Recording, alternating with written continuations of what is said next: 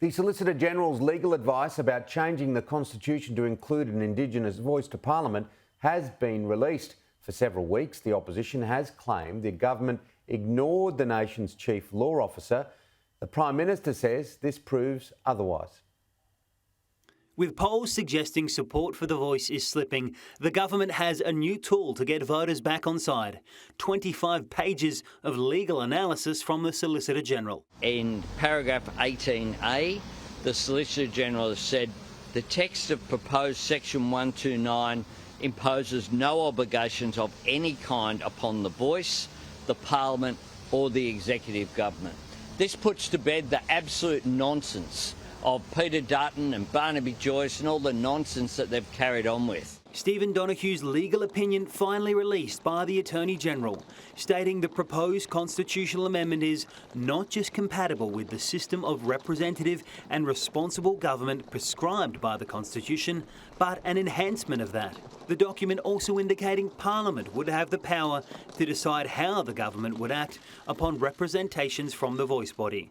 It makes pretty clear that the constitutional amendment doesn't oblige in any way the Parliament or the executive to consult the voice in advance before making laws or policies, doesn't oblige it to consider any representations that the voice makes. And the Solicitor-General is quite clear that in the end, this is not a legal obligation that's involved. It's really about a matter of politics. The opposition says it's not enough, insisting the government release the original advice provided to Cabinet. It's concerning that this is advice prepared specifically, it seems, to be released at this point only in the last couple of days. The government has faced calls to release the full advice of the Solicitor-General for some time. But the government says advice on earlier iterations of the voice model won't be released. We don't release, nor do any government ever release advice to Cabinet. Moderate Liberals are continuing to push to change the wording of the proposed constitutional amendment to a version which both major parties could agree on. The Nationals, however, remain fundamentally opposed, no matter what the Solicitor-General thinks. I absolutely disagree with the idea that we have different types of people in this country who don't have equal rights, who have a different approach to the way that our country is run.